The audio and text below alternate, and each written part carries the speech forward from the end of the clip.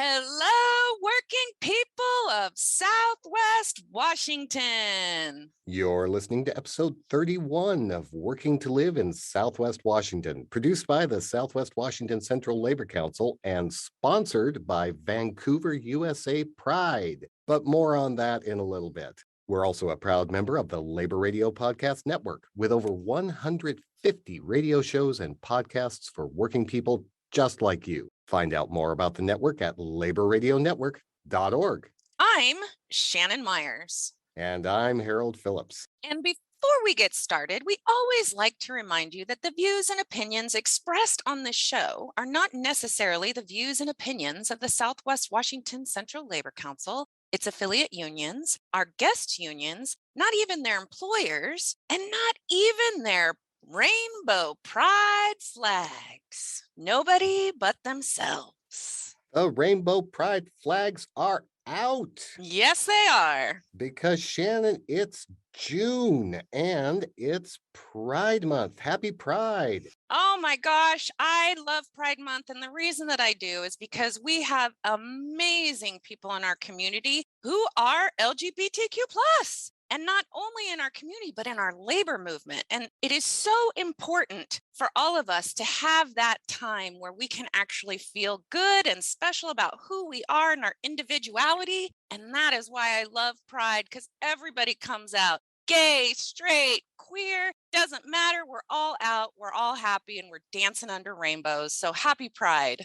Even though June is Pride Month across the country, here in Southwest Washington, our own local celebration, Vancouver USA Pride, is taking place in July.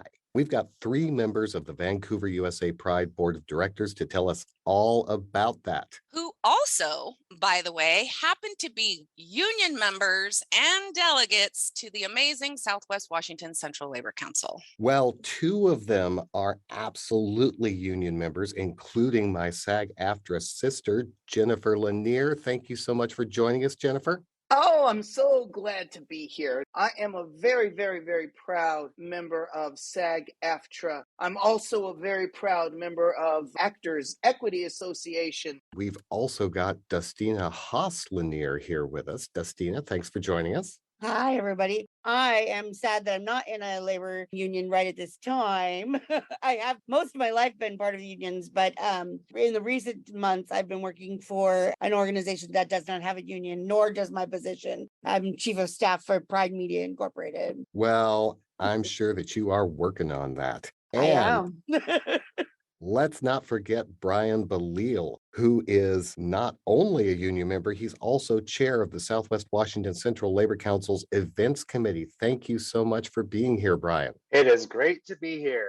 I am part of IATSE Local 28, the stagehands union. I'm specialty in wardrobe. I actually am doing cats at the Keller Auditorium here in another 3 hours. You recently joined another union as well, is that right? Yes, I'm part of the American Federation of Government Employees Union through the Veterans Hospital. Now, your event is in July, but before we get into that, I want to take a step back and ask a question that I think a lot of people have on their minds during this month. What is Pride? Why do we celebrate Pride? Pride happens historically in June because that's the month when the Stonewall riots occurred up in New York City. That was a night when police officers decided yet again that they would come in and start arresting people. And that was a moment when a whole big group of queens and dykes and people who were just tired of being messed with said, "That's it, no more, not tonight," and they fought back. That really is how all of us look at the beginning of this movement for pride and for gay rights, and it goes back to the Stonewall Inn. And it just kept happening over and over again. At night, they would come back together, and it ended up lasting multiple days. And really what it boils down to is that day and commemorating that day of us saying, we've had it, no longer, no more. My understanding is back in 1969, which is when this happened in New York, same-sex relations was illegal. Laws on the books. Our lawmakers who have been put in office stated that you cannot love someone if they are the same sex. Actually, it even went deeper than that, than loving. I mean, it really was. It was also about presenting, right? There were a lot of trans folk and people who just identified somewhere along the spectrum and not quite straight. The rules were silly rules, like you had to have so many pairs of same gender clothing on you at one time. So it was, yes, we want to love who we want to love, but even worse is that anybody who happens to want to dress a little bit more masculine that day will be thrown into the torture wheel with us. Exactly. Like, thinking about it just in the way that I normally go through the world. Right now, I've got my vest and my collared shirt on, and I have jeans that I bet probably look like guys' jeans and shoes that definitely came from the men's department at the shoe store. I would have absolutely been put in the paddy wagon because I was wearing the wrong clothes. As though anybody has the right to legislate what people wear. Right now, that seems like a ludicrous idea, but back in the 60s, folks felt like they had the right to tell people what was appropriate to wear and what wasn't. The same way they had the right, they thought, to tell people who it was appropriate to love and who wasn't. You think that's changing now? Because what just happened this last week? They took away Roe v. Wade from women. You don't think they're going to come after LGBTQ plus next? I mean, we are heading back in the wrong direction for all kinds of people in our society. And that's why elections matter. People wake up. Roe v. Wade was just overturned this last week. They are coming for you next. And that is why we also celebrate Pride, is to show our LGBTQ plus community members that they are part of us, that we love them, and they are included. And anybody who doesn't feel that way can go off. They have actually said explicitly in the opinion that the decision that legalized gay marriage should also be looked at. So you're not just making guesses. This is something that Clarence Thomas, in his concurring opinion, wrote about explicitly. He wrote that they needed to look at that they needed to look at Lawrence. I keep thinking that, yes, we absolutely celebrate Pride because we're excited about being part of the LGBTQ plus community. And we know that our job is to also keep our eyes open and make sure that no other community is going to be harmed. No other community is going to have their rights taken from them. Of course, we fight hard for us, but we want to keep fighting because we're looking ahead. We're always looking ahead. We do have intersections in so many other communities, right? Because who you love has nothing to do with your race. Who you love has nothing to do with your disability or your religion. We have people that intersect in so many ways. Like Jen and I are Native American and I'm in a wheelchair. Those identities come to Pride with us, right? All these areas of discrimination also hit queer people. Yeah, we do experience a lot of strife sometimes and in different parts of our country. I remember working at Walt Disney World in Orlando, Florida, back in 2010, and my boyfriend wouldn't hold my hand in public, and coming from the Northwest, that was unheard of. Like in the more populated areas of New York, Chicago, LA, Seattle, Portland, we live in the bubble. Not that everything's perfect, because it's not. People still get bashed. People still have problems with queer people. Even within our labor movement, we struggle every day explaining how to be a better supporter of the queer community within your unions or within your workplace. And people are like, why do I have to care about that? Why is that important? And I'm sitting here going, when they passed that law in Florida that said teachers aren't allowed to teach queer studies in the classroom, and they're like, it's not an anti-LGBTQ bill, you need to read the bill. I'm like, did you read the bill? Because it has very clear indications of, we don't want this taught to our children because they think it's indoctrination into the queer community. We even have that locally here in Vancouver in particular. We're not allowed to have drag queen story hour at the Vancouver Public Library. Right. Jen and I were part of that fight early on with the drag queen story hour, and we did experience a lot of pushback. And finally, the library just kind of succumbed to the loud minority. But really exciting is that we will be having a drag queen story time during Pride. So we have brought a drag queen in to do some youth time to play with our kids and to do a story hour during that time. Part of our fabulous entertainment. Brian, you mentioned that there's a struggle in the labor community to support our LGBTQIA plus members. Why do you think that is? Where does that come from? I think a lack of education is a big thing in our labor movement in general. Like, why do we have to have a pride committee? Why do we care? Then we have the other side of why are we not supporting the queer community? I'm like, are you guys kidding me? We've had a pride committee for 10 years. I've done some union meetings with other labor unions that don't have diversity committees or even a pride committee. And there are people within those unions. I mean, I think there was a statistic put out that 1 in 5 people are LGBTQ associated. How are we not supporting these people? Because we're not. Because they don't have a place that feels comfortable for them to come and discuss our issues within our workplace. Starting Pride at Work is my new ambition. So Pride at Work. What do you mean Pride at Work? What is that? Pride at Work. Okay. Pride at Work is a national organization that helps out LGBTQ plus QAI, all the anagrams, labor stuff, bathroom bills, anything that has to do with the workers in the workplace, Pride at Work covers. So our little labor council here is creating a Pride at Work, which is going to work on helping our LGBTQ plus people in Southwest Washington to be more heard in the workplace. Pride at Work is so important. I'm thanking you so much for stepping up and putting that together, because honestly, the Labor Council and labor unions are only as good as our members and our delegates make them. We are the union. The union is us. When Brian came to us and said that he wanted to put together a Pride at Work chapter, we were all for it because we represent people. Who are people?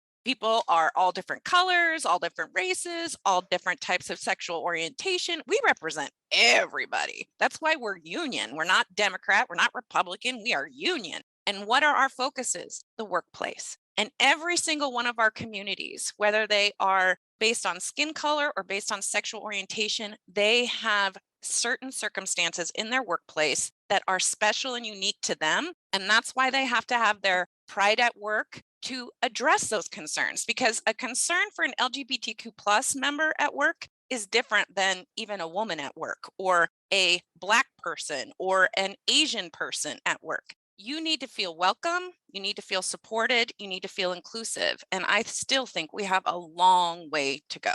This all sounds great, but when you talk about the workplace, we're basically talking about going in and doing a job, right? A lot of the stuff you guys have been talking about has been about your private life, your personal life.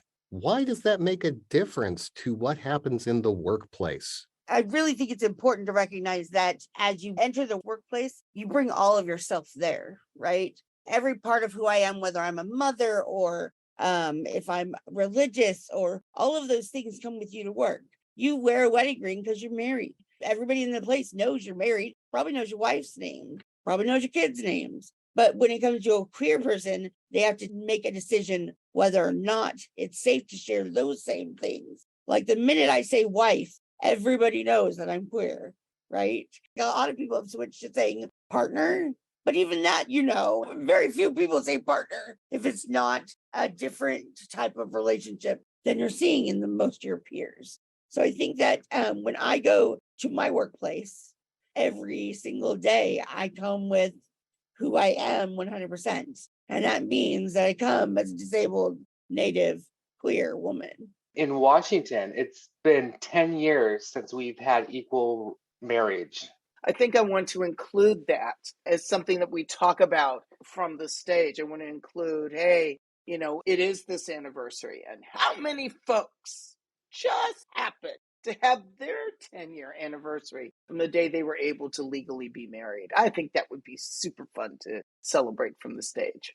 So Jen and I actually are celebrating 15, but we got married. We first had a wedding for our friends and family and the people that loved us, and that was a lovely affair, but was not legal in Oregon or Washington. We actually went to Boston and got married in Cambridge. But that And was we a had to legal go marriage. across the country. We had to go across the country to Yeah. have a legal marriage. And of course, once that Supreme Court decision came down, it was such a glorious day when marriage became legal for everyone in the United States. And then again, as we were saying earlier, this is something that we're going to have to stay vigilant about because, of course, anything can happen right now. We don't want any of this sneaking in to take anybody's rights away from them. I'm glad we're talking about anniversaries and dates because I have to ask, why is Vancouver USA Pride taking place in July instead of in June?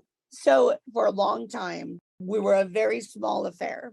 And one of the things that the few people that were involved in leadership really were committed to at the time was not going on while Seattle was going on and not going on while Portland was going on. We really thought that it was better to stretch our gay pride out a little bit into July rather than encroach on any of those other celebrations and force our community to choose. That has worked for us forever. So we're going on 30 years next year. That's another anniversary that y'all should be celebrating. Oh, so absolutely. What happens at Vancouver USA Pride? I think people have an image of the Pride Parade, but is that what happens in Vancouver? No, not at all. We don't have a Pride Parade. They do such a great job of that in Portland that it just feels like there's no reason to try to recreate this particular wheel, that we're really happy with what Portland does in terms of parades. Now, what we do for Vancouver USA Pride, for Saturday in the Park Pride, is we have this one-day event. So down in Esther Short Park, which is a lovely little park downtown, and not too far from the waterfront. Yeah, it's right by the farmer's market, actually. Yeah, it's next door to the farmer's market. That's where we have our Pride event. It starts at 10 o'clock in the morning and goes on to 5 p.m. We love having it next door to the farmer's market because we feel like we bring people to Esther Short Park who then go right next door to support the local people who are bringing their produce and their products over to the market and then coming back. And vice versa, yeah. Yeah, coming back and having picnics, and then people from the market pop over to listen to the music. Great story about that, actually. Jen was performing at Pride as Bruce T.D. King, which is her drag character, which you will meet this year. And we came off stage and we saw my grandfather, who was in his late 80s. And we were like, Papa, what are you doing here? And he's like, well, I went to the farmer's market and I saw y'all were having a thing. Thought I'd sit down and watch. You guys got some good music going on. And we sure did, right? We have some great music and ours is free. Yes, we do try to have acts that all different ages can feel excited about seeing, with folks that run the gamut. And also we have the traditional drag, because that's a very Pride would not be the same without drag, right? It's true. Those drag queens were up there battling against police brutality, and we want to make sure that people never ever forget that. We have some extraordinary drag queens performing at Pride. We have Olivia Carmichaels. We also have Kitty Carryall. They are drag queens who also perform for Darcel's. And I'm sure you all know of Darcel in Portland, the world's oldest performing drag queen, as listed by the Guinness Book of World Records. These two performers work for Darcel's, which is thought of in our area as pretty much being at the top of your game, who love to come and perform for the people. As a matter of fact, whenever Olivia Carmichaels gets on stage, all of a sudden you have little children just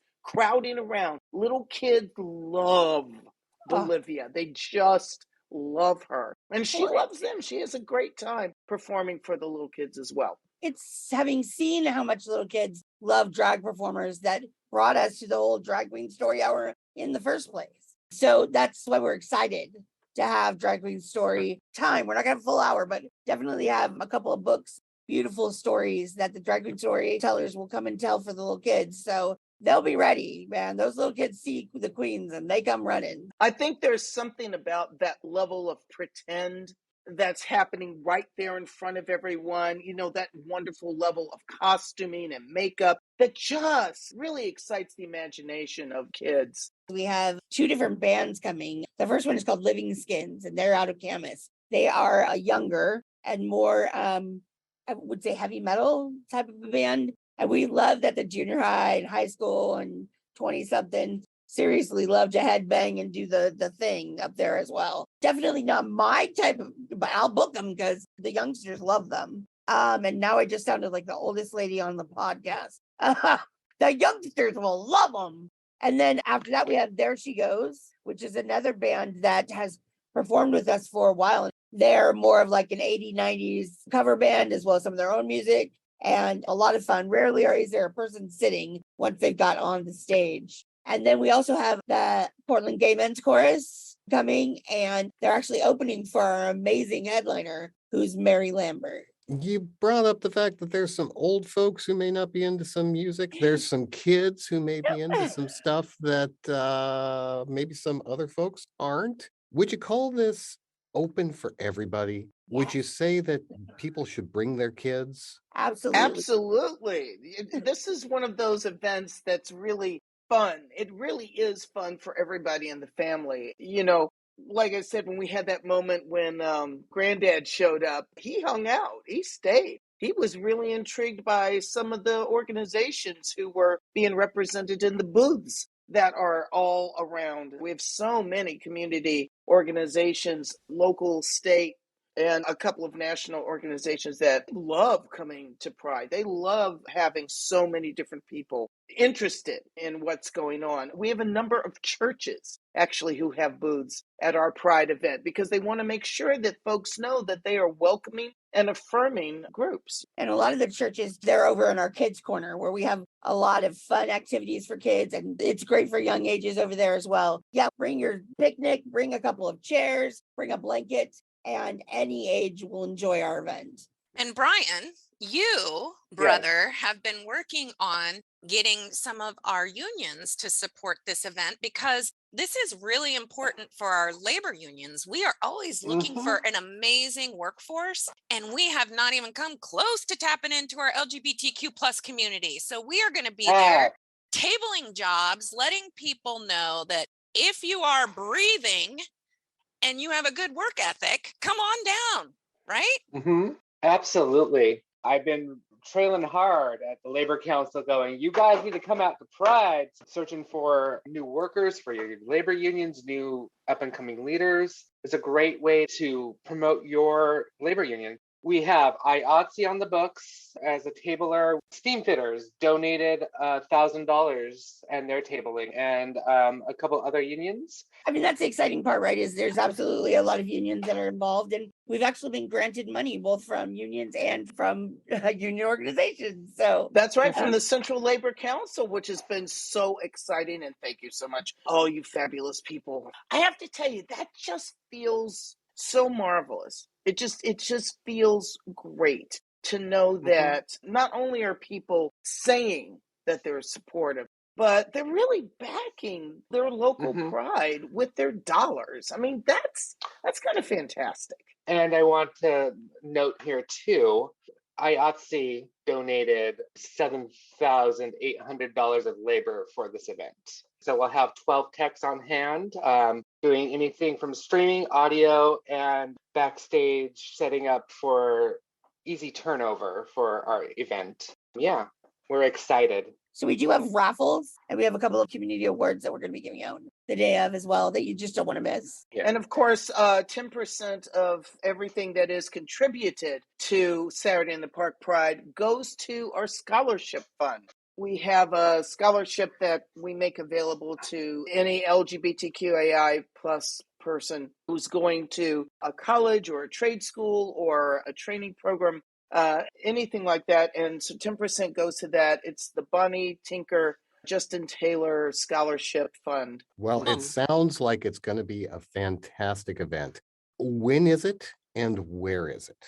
July 9th on a Saturday. Saturday in the Park is always the Saturday after the 4th of July, right? The Saturday after Independence Day. So this year, July 9th is when it happens. Esther Short Park in downtown Vancouver is where it happens. 10 a.m. to 5 p.m. We're going to have speakers and entertainment all the way through that time period. Our last live event had over 5,000 people.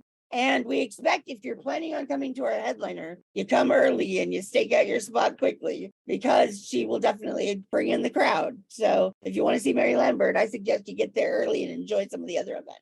If you are a political figure and would like to speak at Pride, your time slot starts at 10 a.m. and doesn't go past Jen and Dustina.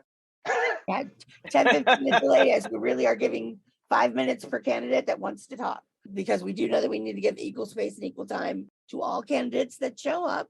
The mayor has written a lovely that proclamation. Oh my gosh, it makes me so happy. And then right after that, we're gonna have time for any candidates that are running. We are not going to talk about any issues, but candidates will get equal space and time on our stage. And community members, please take note of those candidates and politicians that show up and those that don't. The ones that don't are the ones that are taking away our rights every day. Absolutely. Amen and women. Yes. And everyone on the gender continuum in between. Yes. And also to our people tabling, get there early because I close at 9. So if you want to get stuff in easily, please be there before 9 a.m. because we have over 122 booths. And that's a lot of people that we have to manage through. So 122 organizations and community groups that are supporting Vancouver Pride. 122. Absolutely. I know. Great job. And I am also going to point out that they're all mom and pop stores. We don't have a Nike. We don't have an Adidas. These are all local community people that have donated. Mostly, yeah. Yeah, mostly. Besides the banks and stuff of that nature. So pretty awesome. Where can people find out more about Vancouver USA Pride? Go to our lovely website at vanusapride.org and you can find out all that information. You can sign up to be a volunteer. You can sign up to vendor. You can sign up for sponsorship.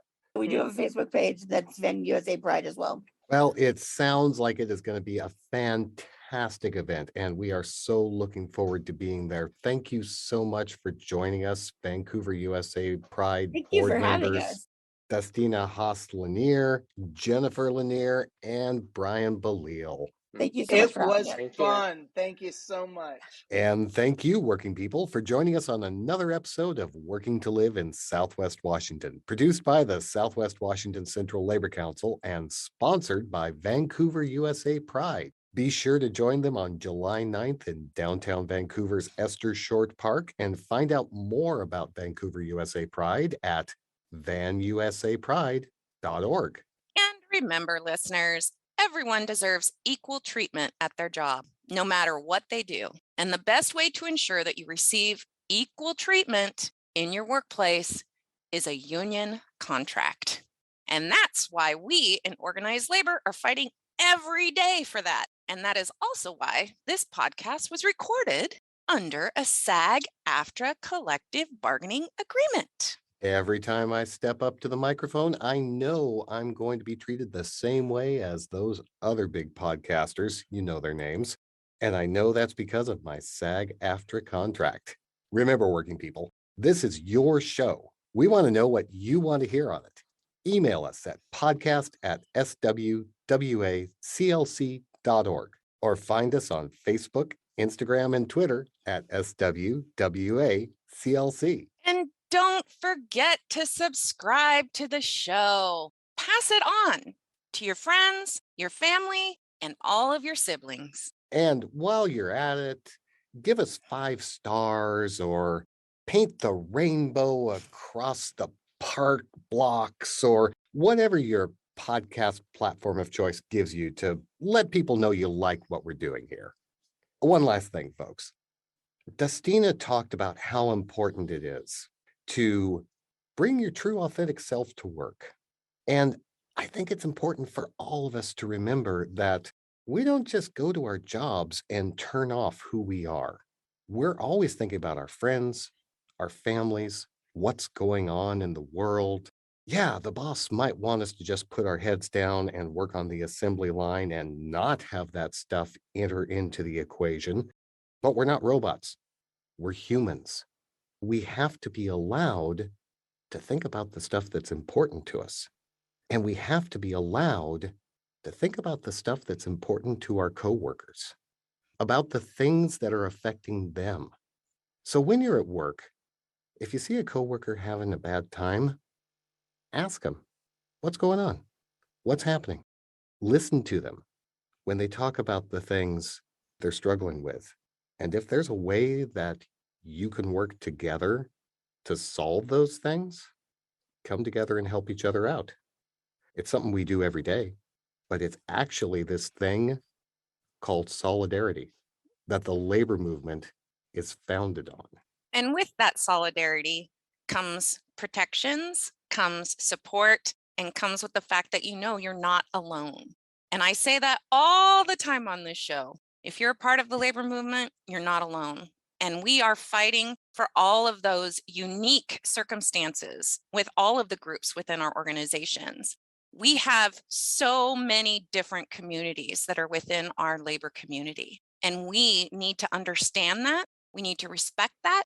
And we need to protect that. And that's why we have Pride at Work at Southwest Washington Central Labor Councils, because we understand that they are a part of our community, that they have special circumstances and issues that they need to discuss. And that's why we need to give them the space and the support to handle those.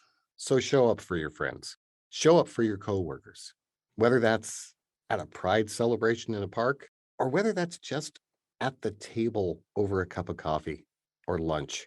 Stand up and stand together, because that's how you make change. We'll see you soon.